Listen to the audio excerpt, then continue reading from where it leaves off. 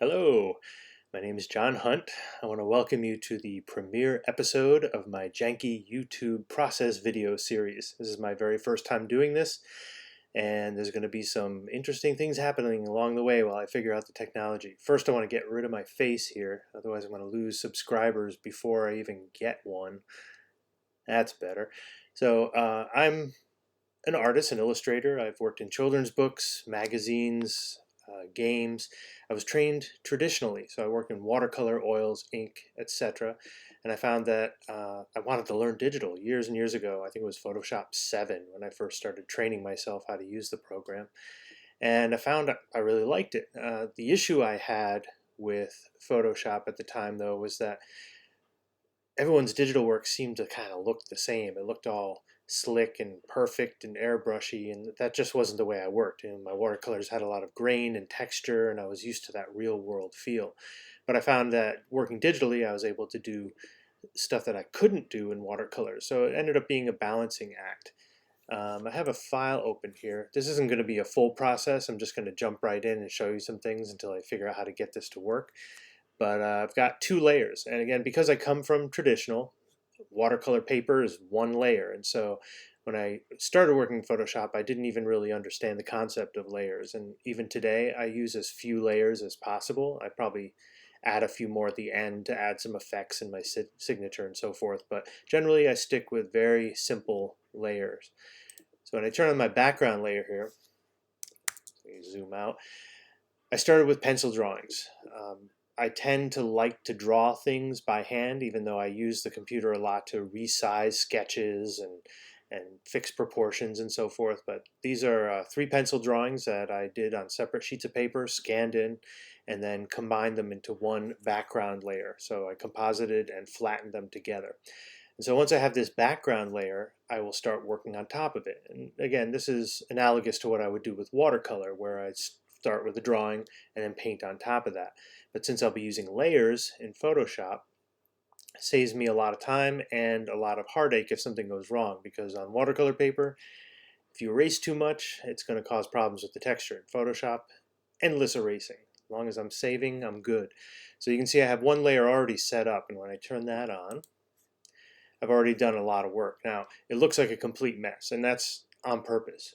As I mentioned earlier, that Photoshop tends to like to make things perfect. You can make perfect gradients without even batting an eye. So I start as messy as I possibly can. I have some scan textures here mixed with splatter brushes that I've created and downloaded from the internet. My goal is to make this as sloppy as possible. And it's not going to stay that way, but some of this more human touch is going to show through in the final art, and that's what I want. So I got this all over stuff going on. I know some people that work individual pieces of the painting, a little bit at a time. They'll finish the face here, the hand here. I can't work that way. I tend to work all over on the canvas or on the digital canvas and bring the whole thing up at the same time. Then I'll zoom in on individual pieces. And I'm actually going to do that now. I'm going to zoom in on this monster guy here, sort of rock and roll demon in the background. And my brushes, I tend to like to have some scattering added to it. And I'm going to grab the handy dandy stylus and get to work. Now, I'm going to lower the opacity on the brush so it's not quite 100%. I also have this clicked off here so that I have some pressure sensitivity. If I need to get into details, I'll click this one so I can change working with a flat brush. So I'm going to get those darks in there. In watercolor, I tend to work dark to light as well, but I build the dark slowly. Here in Photoshop, I'll just slam the darks in, and I can always erase them if I need to. And you can see, since I have this layer set to multiply, my drawing shows through. It's almost like marker bleeding through a piece of thin paper. And that's what I want. I tend to like that linear look in my work anyways, but eventually if I want to cover up these lines, I will create a normal layer on top of this and finish the painting there. Now I'm going all over the place. This guy's a lot of texture and bumps and nastiness going on, so I want to accentuate that with my really rough brush. And this is the fun stage because nothing can go wrong. Doesn't matter what you do, you're just getting stuff down. And I love that about digital. I have to be very careful when I work in watercolor because once it's down on the paper, it's really hard to get it up. But I can play with stuff here. I've got undos, I've got layers, so if something goes wrong, I can always fix it. And sometimes I might stumble upon a mistake that actually works well. So it seems kind of random at the moment what I'm doing, and to be honest, it pretty much is. I'm really just trying to feel out this form that I've hinted at with the pencil drawing. So you got this dude down here. These are actually three buddies of mine who were in a band which is now defunct. Keep hoping they're going to get back together. So I'm painting them as zombies, hoping they'll come back from the dead. One thing you got to remember when you're working digitally, super important, save these files. Don't forget. So up here, just real quick, you can see that it's not saved. So we'll do Command S.